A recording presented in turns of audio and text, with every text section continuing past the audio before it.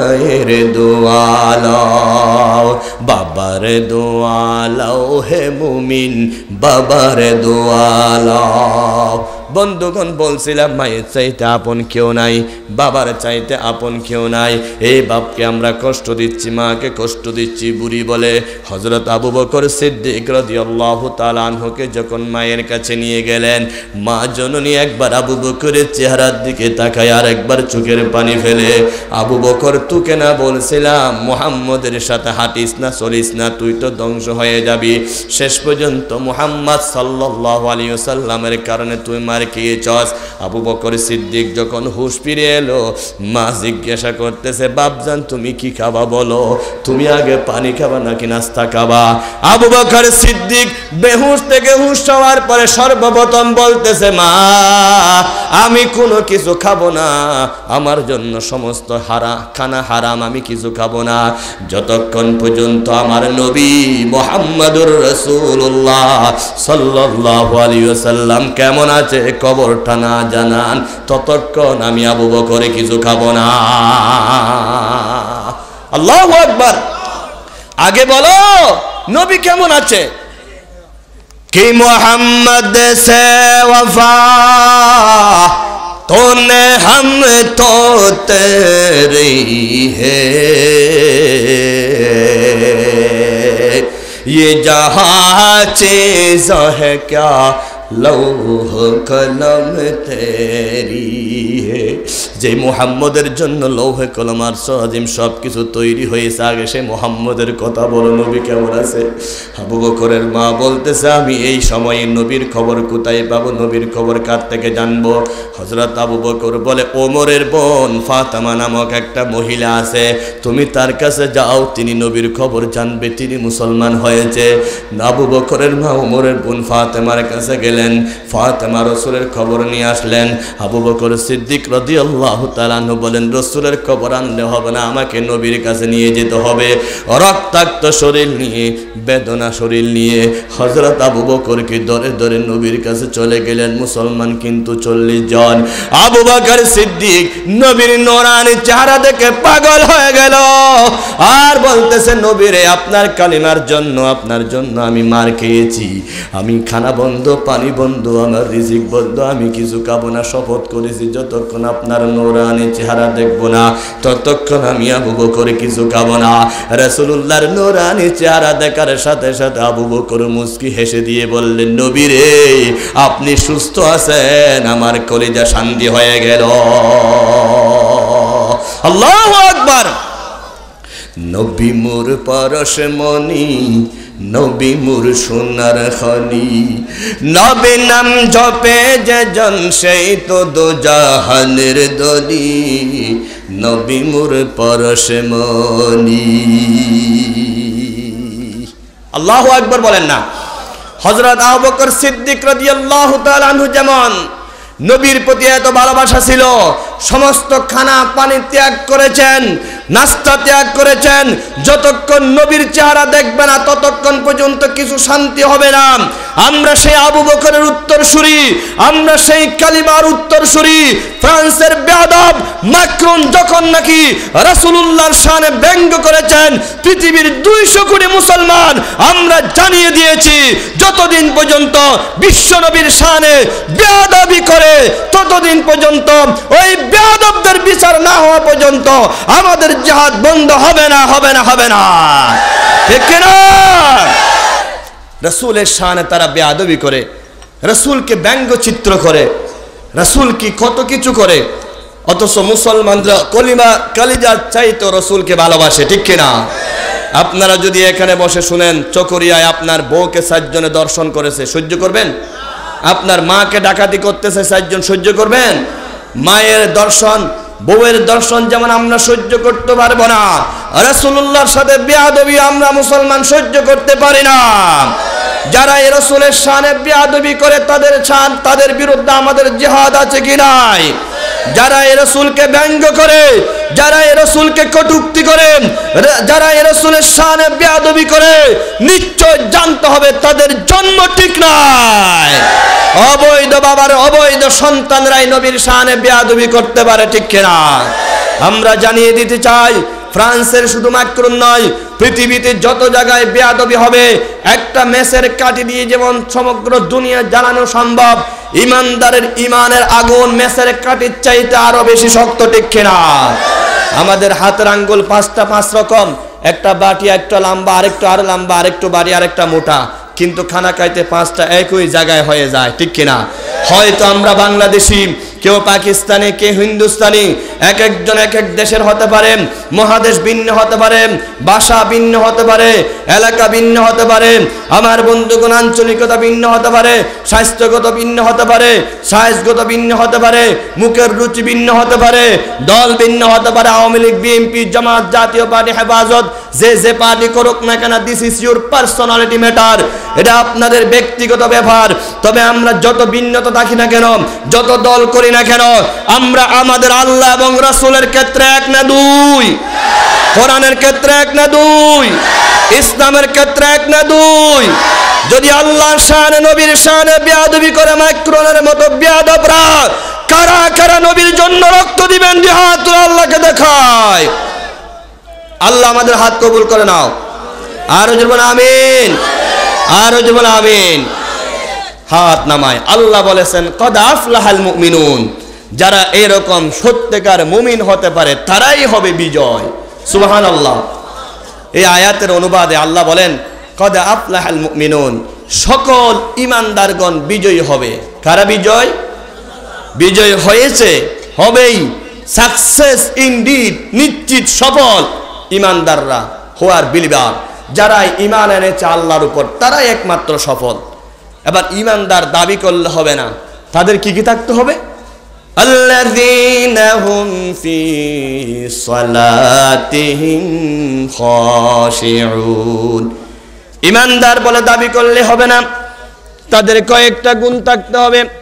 এক নাম্বার গুণ, তারা নামাজের মধ্যে বিনয়ী হবে। নামাজে কি হবে? ওদিক থেকে মানুষ আসবে যাবে, আপনার ওদিকে তাকাই থাকলে তো মাহফিল হবে না, আপনার কোরআনের দিকে তাকাইতে হবে, এদিকে তাকাইতে হবে। মুমিনদের এক নাম্বার গুণ কি? তারা নামাজে বিনয়ী হবে। দুই নাম্বার গুণ, ওয়াল্লাযীনা হুম আনিল লাগবি মুরিদুন। মুমিন যারা হবে তারা অনর্থক কথা বলা থেকে, অনর্থক কাজকর্ম করা থেকে নিজেকে বিরত রাখবে। তিন নাম্বার গুণ, ওয়াল্লাযীনা হুম লিযাকাতি ফাইলুন। তারা আত্মাকে পরিশুদ্ধ করবে। এখানে যাকাত অর্থ টাকা পয়সা দেওয়া নয়, আগে মন পরিশুদ্ধ করা। কদ আফলাহা মান তাযাক্কা। এরপরে গুণ হচ্ছে চার নাম্বার গুণ, ওয়াল্লাযীনা হুম লিফুরুজিহিম হাফিজুন। মুমিন যারা হবে তারা তাদের লজ্জাস্থানকে হেফাজত করবে, চরিত্র ঠিক রাখবে। ইল্লা আলা আজওয়াজিহিম, তাদের স্ত্রী, তাদের অধীনস্থ কর্মচারী, দাস দাসী ছাড়া অন্য জায়গার মধ্যে তারা সীমা লঙ্ঘন করবে না। ফামান ইবতাগা ওয়ারা যালিকা, এই জায়গা ছাড়া অন্য জায়গায় যদি চরিত্র শেষ করে, ফাউলাইকা হুমুল আদুন, তারা সীমা লঙ্ঘনকারী হয়ে যাবে। এরপর হচ্ছে পাঁচ নাম্বার চরিত্র, ওয়াল্লাযীনা হুম লিআমানাতিহিম। মুমিন যারা তারা আমানত রক্ষা করবে। ছয় নম্বর চরিত্র হলো ওয়াহদিহিম রাউন। মুমিন যারা তারা তাদের ওয়াদা ঠিক রাখবে। সাত নম্বর হলো ওয়াল্লাযীনা হুম আলা সালাওয়াতিহিম ইউহাফিজুন। মুমিন যারা তাদের নামাজের মধ্যে তারা যত্নবান হবে, সংরক্ষণ করবে, নামাজের যত্ন নিবে। এই সমস্ত গুণগুলো যাদের রয়েছে, আল্লাহ বলেছেন উলাইকা হুমুল ওয়ারিসুন, তারাই হলো উত্তরাধিকারী। সম্পদ বাবা মারা গেলে যেমন সন্তান সম্পদ পায়, অনুরূপভাবে ওই মুমিনরা মারা গেলে উত্তরাধিকারী সম্পদ পাবে। কিসের সম্পদ, কিসের উত্তরাধিকারী? আল্লাহ রাব্বুল আলামিন বলেন আল্লাযীনা ইয়ারিসুনাল ফিরদাউস হুম ফিহা খালিদুন। ওই সমস্ত মুমিনরা জান্নাতুল ফিরদাউসের উত্তরাধিকারী হবে, যে জান্নাতুল ফিরদাউসে ঢুকলে আর বের হতে হবে না। এটা হচ্ছে সূরাতুল মুমিনুন 1 থেকে 10 আয়াতের অনুবাদ। আমি প্রথমে সূরাটার পরিচয় দিয়েছি, এরপর অনুবাদ বলেছি, তেলাওয়াত করেছি। এখন বলবো শানে নুজুল, যে ঘটনার প্রেক্ষিতে সূরা আয়াতগুলো নাজিল হলো। হযরত ওমর রাদিয়াল্লাহু তাআলা আনহু বলেন, একদিন আল্লাহর নবী আমাদেরকে নিয়ে বসা আছেন। নবীর উপরে যখন ওহী নাজিল হতো, নবীজির শরীর গরমাক্ত হয়ে যেতেন, নবীর শরীর কাঁপতে লাগলেন। আল্লাহর নবী একদিন স্ত্রী আয়েশা সিদ্দিকার রানের উপর মাথা দিলেন, এমন সময় ওহী নাজিল হচ্ছেন। নবীজির ওহী বারে আয়েশা সিদ্দিকার রান পেটে যাচ্ছে, বলতেছে আমি সবর করতে পারতেছি না, কারণ আল্লাহ রাব্বুল আলামিন বলেছেন ইন্না সানুলকি আলাইকা কাওলান সাকিলা। নবীরে, আমি আপনার উপর ওহীর এত বড় ভার দিয়েছি, আপনি কেমনে সহ্য করেন? আমার বন্ধুগণ, ওহী যখন নাজিল হচ্ছে, শীতের দিনে রাসূলের শরীর থেকে ঘাম পড়তো জোর জোর করে। হযরত ওমর বলেন, যেদিন সূরাতুল মুমিনুন নাজিল হলো, আমরা নবীর পাশে বসা গুনগুন গুনগুন গুনগুন মৌমাছির মতো কিছু শব্দের গান শুনলাম। এমন সময় বিশ্বনবী পশ্চিম দিকে সিজদা দিলেন আর উঠে বললেন, আল্লাহুম্মা জিদনা ওয়ালা তানকুসনা। আল্লাহ, তুমি আমাকে নিয়ামত বাড়াইয়া দাও, কমাইয়া দিও না। আল্লাহুম্মা আকরিমনা ওয়ালা তুহিন্না। আল্লাহ, তুমি আমাকে ইজ্জত দাও, বেইজ্জত করো না। আল্লাহুম্মা আতিনা ওয়ালা তাহারিমনা। আল্লাহ, তুমি আমাকে দান করো, মাহরুম করো না। আল্লাহুম্মা আসিরনা ওয়ালা তুসির আলাইনা। আল্লাহ, জাতির উপর আমাকে প্রাধান্য দাও, আমাকে তুমি নিম্নগামী করিও না, বেইজ্জত করিও না, ছোট বানাইও না। আল্লাহুম্মা আরদিনা ওয়ারদি আন্না। আল্লাহ, তুমি আমার উপর রাজি হয়ে যাও। এই দোয়াটা পড়ার পর সাহাবা ইকরামকে বললেন, ওগো সাহাবা, লাকাদ উনজিলাত আলাইয়া আশারু আয়াতিন। এই মুহূর্তে আমার উপর 10টা আয়াত আল্লাহর পক্ষ থেকে নাজিল হলো। ফামান আকামাহুন্না দাখালাল জান্নাহ। যারা এই আয়াতগুলো মানবে সোজা জান্নাতে চলে যাবে। বলেন না সুবহানাল্লাহ। অন্য রাওয়ায়াত আছে, সাহাবা একরাম নবীর স্ত্রী আম্মা জানা আয়েশা সিদ্দিকার কাছে গিয়ে প্রশ্ন করলেন, কাইফা কানা খুলুক রাসূলিল্লাহি সাল্লাল্লাহু আলাইহি ওয়াসাল্লাম। ওগো আমাদের জননী আম্মা জান আয়েশা, বলুন দেখি রাসূলের চরিত্রটা কেমন ছিল? আম্মা জান আয়েশা ভিতর থেকে বললেন, আমা তাকরাউল কোরআন, তোমরা কি কোরআন পড়তে জানো না? কাইফ কানা খুলুকুল কোরআন, কোরআনই হলো নবীর চরিত্র। বলুন সুবহানাল্লাহ। সাহাবারা বলেন, স্পষ্ট করে সংক্ষেপে বলেন। তখন আম্মা জান আয়েশা একজন সাহাবীকে বললেন, তুমি সূরা মুমিনুনের আয়াত তেলাওয়াত করো। তিনি পড়া শুরু করলেন, কদ আফলাহাল মুমিনুন। পড়তে পড়তে পড়তে পড়তে যখন হুম ফিহা খালিদুন বললেন, আম্মা জান আয়েশা বলেন, থামো থামো, এই যে 10 আয়াত তেলাওয়াত করেছো, এটাই হলো নবীর চরিত্র। সুবহানাল্লাহ। নবীর চরিত্র সুন্দর নাকি বিশ্রী ছিল? যাদের মনে হয় সন্দেহ লাগে বলেন না, চিৎকার দিয়ে বলো, সুন্দর না বিচ্ছিরি? আল্লাহ নবীর এত সুন্দর চরিত্র আল্লাহ দান করলেন। চাঁদের মধ্যে দাগ রয়েছে, আমার নবীর চরিত্রের মধ্যে কোনো দাগ আছে নাকি? হায়রে, নির্বাচন আসলে কত স্লোগান, অমুক ভাইয়ের সালাম নিন, বল্টু মার্কায় ভোট দিন। আরে বল্টু মার্কা দেখিয়া ভোট দিবেন হাসিয়া, বল্টু করে জিক জিক ভোট দিবেন টিক টিক, 1 2 3 বল্টু মার্কায় ভোট দিন, 4 5 6 বল্টু হবে এবার জয়। বল্টু ভাইয়ের চরিত্র ফুলের মতো পবিত্র, নামাজ নাই একক্ত, শয়তানের ভক্ত, চুলে দাড়ি কম ভক্ত, গাঁজা খায় সব ভক্ত। আছে কি নাই? অনেক বেনামাজি আমাদের কাছে ভোটের জন্য আসে, শুধু নামাজের সময়, ভোটের সময় নামাজ পড়ে, ঠিক কিনা?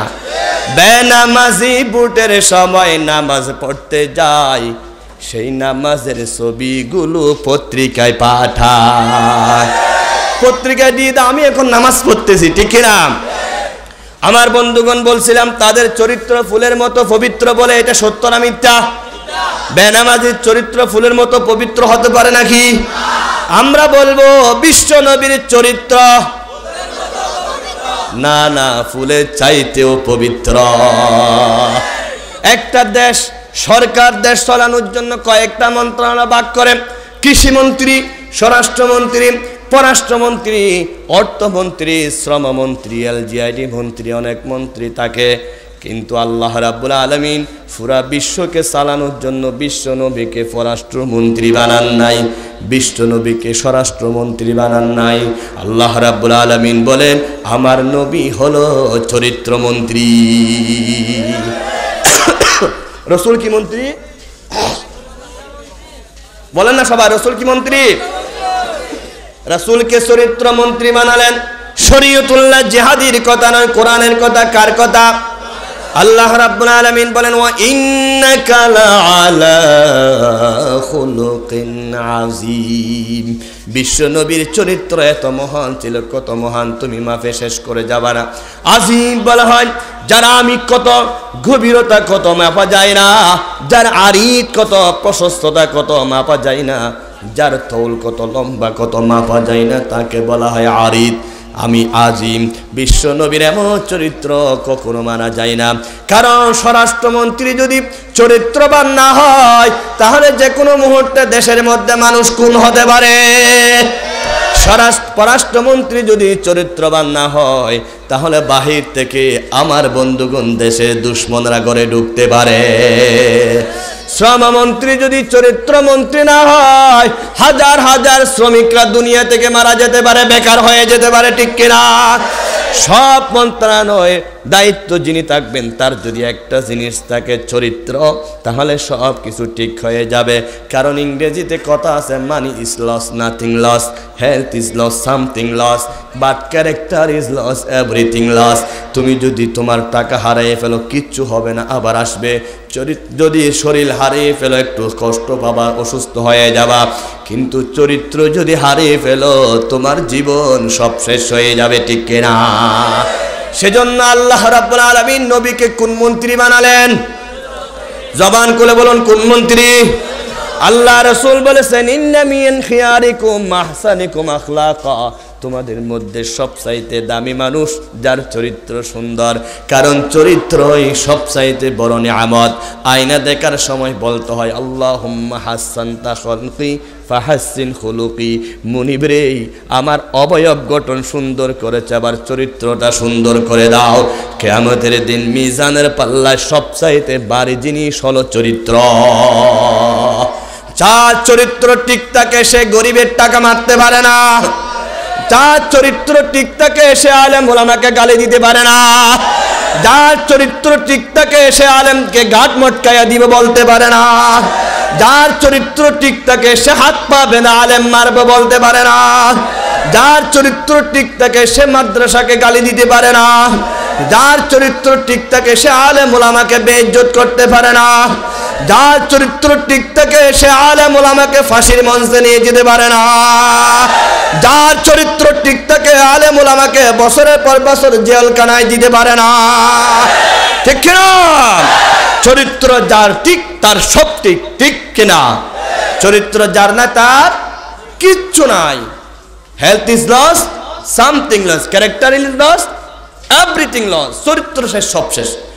সেজন্য আল্লাহ রাব্বুল আলামিন সূরাতুল মুমিনুনের 1 থেকে 10 আয়াত মুমিনদের চরিত্র সম্পর্কে বললেন, হো মুমিনরা, তোমরা যদি ভালো হতে চাও তোমাদের চরিত্র ঠিক করো। এই 7টি চরিত্র যার মধ্যে থাকবে তারাই হলো জান্নাতি মুমিন। আর আসতে বলেন সুবহানাল্লাহ। সুবহানাল্লাহ বলতে ট্যাক্স দিতে হবে নাকি? পুলিশ আসবে, অসুবিধা হবে? সুবহানাল্লাহ বলতে ভয় আছে? চিৎকার দিয়ে বলুন না সুবহানাল্লাহ। আমার বন্ধুগণ, আমাদের চরিত্র সুন্দর করার জন্য কোরআন দরকার হবে। কোরআন থেকে সূরাতুল মুমিনুন থেকে বলতেছি, আল্লাহ বলেন কাদ আফলাহাল মুমিনুন আল্লাযীনা হুম ফি সালাতিহিম খাশিউন। জোরে বলুন আল্লাহু আকবার। মুমিনরা সফল হওয়ার জন্য 7টি চরিত্র দরকার। কয়টি? আরো আসতে জোর হলো না। মুমিনরা ভালো হওয়ার জন্য কয়টি চরিত্র দরকার? মুমিনরা জান্নাতি হওয়ার জন্য কয়টা চরিত্র দরকার? আপনাদের মধ্যে মিলায়া দেখেন এই চরিত্রগুলো আছে কি না, থাকলে মনে করবেন আপনি জান্নাতি, না থাকলে মনে করবেন আপনি জাহান্নামী। জান্নাতি শুধুমাত্র টিকিট দিয়ে হয় না, জান্নাতি শুধু বন্ড পীরের হাতে বায়েত হয় না। সেদিন একটা বন্ড পীর দুনিয়া থেকে চলে গেল, বিশাল ফ্যাট, দরজা খুলতে হাত লাগে না, ফ্যাট লারা দিলে হয়ে যাবে, ঠিক কিনা? আমার বন্ধুগণ, সেই বেয়াদব বলেছে বিশ্ব নবী মুহাম্মদুর রাসূলুল্লাহ সাল্লাল্লাহু আলাইহি ওয়াসাল্লাম উলঙ্গ অবস্থায় ফরিদপুরের ডাস্টবিনে পড়ে আছে। আমি দেওয়ান বাগি গিয়ে রসুলের হাত ধরে তুললাম। আর জোরে বলুন। সে বলে রাসূলুল্লাহর মেয়ে ফাতেমা, মা ফাতেমা আমার ঘর করে, আমার সাথে সংসার করে, আমার বউ। এদিকে মা ডাকে, এদিকে বউ ডাকে। কত বড় বেয়াদব! সেই বেয়াদবের ছেলে বলে আমার বাপ দেওয়ান বাগি, যে মারা গেছে যে বলবে তার ঈমান চলে যাবে। নাউজুবিল্লাহ বলেন না। বাংলাদেশ হচ্ছে হক্কানি উলামায়ে কেরামের দেশ, বাংলাদেশ শাহজালাল, শাহ ফরান, শাহ মখদুমের দেশ, বাংলাদেশ আল্লামা সাঈদীর দেশ। এই দেশের মধ্যে ভণ্ডামি চলতে পারে না, পারে না, পারে না। যারা রাসূলুল্লাহর শানে বেয়াদবি করে, আমার রাসূল ডাস্টবিনে পড়ে আছে, এই কথা যারা বলল 17 কোটি মুসলমান 34 কোটি জোতা তার গালে মারতে হবে। কারা কারা যে আছেন দুই হাত তুলে দেখায়।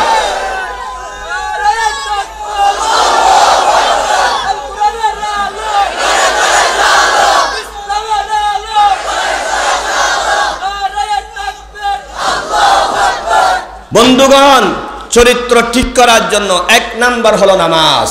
1 নাম্বার কি? আল্লাযীনা হুম ফি সালাতিহিম খাশিউন। আল্লাহ রাব্বুল আলামিন বলেছেন, যারা ভালো মানুষ দাবি করে তাদের নামাজ ঠিক থাকবে। কি ঠিক থাকবে? থার্মোমিটার দিলে যেমন জ্বর মাপা যায়, নামাজ দিয়েও মুমিন মাপা যায়। যার নামাজ যত সুন্দর, আল্লাহর কাছে সে তত বেশি প্রিয়। সুবহানাল্লাহ বলেন না। যার নামাজ যত বিশ্রী, আল্লাহর কাছে সে তত বেশি নিকৃষ্ট। আল্লাহ রাব্বুল আলামিন বলেছেন, ফাওয়াইলুল লিল মুসাল্লিনাল্লাযীনা হুম আন সালাতিহিম সাহুন। ওই সমস্ত নামাজীদের জন্য ওয়াইল দুজুক, যারা নামাজ পড়ে সাহুন। সাহুনের 1 নম্বর অর্থ হচ্ছে গাফিলুন, যারা নামাজ পড়ে অলস অবস্থায়, যারা নামাজ পড়ে ফজরের নামাজ সূর্য উঠলে পড়ে, জোহরের নামাজ দেরিতে পড়ে, সাপ্তাহিক নামাজ শুধু জুমার দিনে পড়ে, শুধু ঈদের দিনে পড়ে, নির্বাচনের সময় পড়ে, দিনে 5 ওয়াক্ত নামাজ পড়ে না, আল্লাহর সাথে ধোঁকাবাজি করে, ঠিক কিনা? বেনামাজি খুদার দুশমন, দোজখে তার ঠিকানা। বেনামাজি খুদার দুশমন, দোজখে তার ঠিকানা। এতগুলো রাজা বাদশাহ আর দুনিয়াতে রইল না। 1 নাম্বার নামাজ ঠিক রাখতে হবে। কি ঠিক রাখতে হবে? নামাজের মাধ্যমে বোঝা যাবে আপনি কত বড় ঈমানদার। আল্লাহ রাব্বুল আলামিন বলেছেন, বান্দা তুমি বিপদে পড়ো, আগে নামাজ পড়ো। ওয়াস্তাঈনু বিস-সাবরি ওয়াস-সালাহ। নামাজের মাধ্যমে আল্লাহর কাছে সাহায্য চাও, কারণ নামাজ এমন ইবাদত, রোজা বলেন, হজ বলেন, যাকাত বলেন, সব ইবাদত ফরজ হয়েছে জমিনে, নামাজ ফরজ হয়েছে আরশ আজিমে। 2 নম্বরে কারণ, রোজা বলেন, নামাজ বলেন, হজ পড়েন, এগুলো করার সময় মানুষের সাথে কথা বলা যায়। নামাজ এমন ইবাদত যেটা আদায় করার সময় আল্লাহ ছাড়া কারো সাথে কথা বলা যায় না। মাঝে মধ্যে দেখি, বর্তমান আধুনিক যুগ, মোবাইলের যুগ, ঢাকার মধ্যে দেখছি কল আসছে, একজনে মোবাইল রিসিভ করে বলতেছে, ভাই আমি এখন নামাজ পড়তেছি, পরে কথা বলিও। জায়েজ আসেনি? জিজ্ঞাসা করলাম, ভাই নামাজ পড়তেছেন, আল্লাহর সাথে কথা বলতেছেন, কেন মানুষের সাথে কথা বললেন? বলে, হুজুর 5 মিনিট তো আল্লাহর সাথে বললি, মাঝখানে 5 সেকেন্ড মানুষের সাথে কথা বলছি, হবে নাকি? মনে হয় সাহার বিল এলাকায় কথা বললো হবে। চিৎকার দিয়ে বলুন, নামাজ পড়তে হবে। কার সাথে কথা বলে? আল্লাহ ছাড়া কারো সামনে কথা বলা যাবে? বান্দা যখন নামাজের নিয়ত বাঁধে মুনিব আরশ আজিম থেকে বলে, ও ফেরেশতারা সাক্ষী থাক, তোরা বলছিলে আমার বান্দা না বানানোর জন্য, দেখ আমার বান্দা কিভাবে নামাজে দাঁড়ালেন। বান্দা যখন নাকি নামাজে হাজির হয়ে যায়, এইভাবে যখন হাত তোলে, ধনী বলেন গরিব বলেন, হাত তোলা দরকার আছে কি নাই? আমার দিকে তাকান, মন্ত্রী বলেন, মেম্বার বলেন, চেয়ারম্যান বলেন, হাত তোলা দরকার আছে কি নাই? আপনাদের এখানে হাত তুলে নামানো হয়, নামাজের সময় হাত তুলেননি। ও বান্দা, এটা হাত তোলা নয়, এটা হাকিমের সামনে আসামিরা যেমন নাকি আদালতে হাতটা তুলে দে, মসজিদে ঢুকে আল্লাহকে বলি, আল্লাহ তুমি হাকিম, আমি আসামি। আমি যত বড় মন্ত্রী, আমি যত বড় রাষ্ট্রপতি, আমি যত বড় মেম্বার, যত বড় চেয়ারম্যান না কেন, তুমি মাওলার কাছে আমি আসামি। আসামি যেমন কানটানা খায়, সকল মুসল্লিকে আগে কানের মধ্যে হাত দিতে হবে। আমি কান ধরে আসামি হয়ে স্বীকার করতে যে মুনিব তুমি হাকিম, আমি আসামি। এটার নাম বন্দেগী। সৈয়দ আব্দুল আহাদ আল মাদানী রহমতুল্লাহ আলাইহি জুমা মসজিদের আন্দরকিল্লার খতিব, ওনাকে সেই জুমা মসজিদের সভাপতি সাহেব বলতেছে, হুজুর দোয়া করিয়েন, এলাকাবাসী আমাকে সভাপতি বানাইছে। সৈয়দ আব্দুল আহাদ আল মাদানী বলেন, মসজিদে যত বড় সভাপতি তুমি তত বড় আল্লাহর গোলাম। আজকে থেকে মসজিদের সামনের কাতারে বসবে না, যত মুসল্লি আছে সবার চাইতে তুমি বড় আসামি। তুমি কোনোদিন সভাপতি হিসাবে মাতবরি দেখাইবে না, এটা সভাপতির ক্ষমতা দেখানোর গণ নয়, এটা আল্লাহর গোলামির গণ। যে যত বেশি গোলামি করতে পারে সে তত বেশি আল্লাহর কাছে কি হয়ে যায়? প্রিয় হয়ে যায়। লোকমান হাকিম নিজের সন্তানকে নামাজের তালিম দিলেন। খাজা মঈনুদ্দিন চিশতির, খাজা নিজামুদ্দিন আউলিয়ার ঘটনার মধ্যে সম্ভবত পেয়েছি, তিনি যখন ছোটবেলায় ছিলেন মা জননীকে বলতেন, আম্মু খিদা লাগছে আমাকে বাদ দাও। মা জননী বলতো, আগে যাই নামাজে বসো, তুমি যদি যাই নামাজে বসো তোমাকে খানা দেব। মা খানা রেডি করতেন, সন্তান সালাম ফিরানোর উপরে খানা পেয়ে যেতেন, সন্তান খানা খেয়ে কলিজা ঠান্ডা করতেন। একদিন মা কোথায় গেল, ডাক্তারের কাছে আসতে দেরি হয়ে গেল, সন্তান খানা কোথায় পাবে? প্রত্যেক দিনের মতো নামাজে দাঁড়ায়া গেল। নামাজ শেষ করার আগে আল্লাহ রাব্বুল আলামিন খাজা নিজামুদ্দিনের যাই নামাজে খানা রেডি করে দিয়েছে। আল্লাহ রাব্বুল আলামিন বলেন, ওয়া আমর আহলাকা বিসসালাতি ওয়াসতাবির আলাইহা লা নাসআলুকা রিজকা। নিজের ছেলেকে, বউকে, সবাইকে নামাজের হুকুম দাও, আমি আল্লাহ রিজিক দিই, তোমাদের থেকে আমি রিজিক চাই না। নামাজ যখন পড়ো তোমাদের রিজিকের দরজা খুলে দিবে কে? সে আল্লাহ আছে কি নাই? এখানে কয়জন বাপ আছে হাত তুলতে পারবো? ফজরের নামাজ পড়ে নাই, সন্তানকে সকলের নাস্তা দেয় নাই, জোহর পড়ে নাই, দুপুর বাদ দেয় নাই, মাগরিব এশা পড়ে নাই, রাত্রে বাদ দেয় নাই, একজন বাবু মনে হয় এখানে হাত তুলতে পারবো না। রাসূল বলেছেন, মুরু আওলাদাকুম বিসসালাহ, তোমাদের সন্তানদেরকে নামাজের হুকুম দাও। ওয়াহুম আবনাউ সাবআ সিনিন, সন্তান যখন নাকি 7 বছর হয় সন্তানকে তুমি মারো। নামাজ না পড়লে সন্তান যখন 10 বছর হয়, আমরা পরীক্ষার জন্য মারি, লেখাপড়া করার জন্য মারি, সন্তান বেয়াদবি করলে মারি, নামাজের জন্য সন্তান মারছি কয়জনে? একটু হাত তুলে দেখান দেখি। নামাজের চর্চা আমাদের দেশে নাই, সেজন্য আমাদের দেশে শান্তিও নাই। আল্লাহ রাব্বুল আলামিন বলেন, দেশ থেকে যদি দুর্নীতি বন্ধ করতে চাও সবচাইতে বড় ওষুধের নাম নামাজ। দেশ থেকে যদি মদ বন্ধ করতে চাও সবচাইতে বড় ওষুধের নাম নামাজ। দেশ থেকে যদি চুরি বন্ধ করতে চাও সবচাইতে বড় ওষুধের নাম নামাজ। শরীয়তুল্লাহ জিহাদের কথা নয়, আল্লাহর কোরআনের কথা। পারা নম্বর 21 পৃষ্ঠা নম্বর 1 লাইন নম্বর 2 আল্লাহ বলেছেন, আকিমিস সালাতা ওয়া আকিমিস সালাতা তানহা আনিল ফাহশাই ওয়াল মুনকার। নামাজে একমাত্র সমস্ত অন্যায়, মদ, জুয়া, দুর্নীতি, চুরি, ডাকাতি সবকিছু থেকে নামাজে হেফাজত করতে পারে। ঠিক কিনা? কার কথা? জোরে বলুন, কার কথা? আমার বন্ধুগণ, লুকমান হাকিম সন্তানকে বলতেছেন, ইয়া বুনাইয়া আকিমিস সালাতা ওয়া আমুর বিল মারুফ ও আমার কলিজার টুকরা জাদু, নামাজ পড়ো আর সত্যের আদেশ দাও, সৎ কথার সৎ আদেশ দাও, অসৎ কাজ থেকে বিরত রাখো। নামাজের হুকুম যখন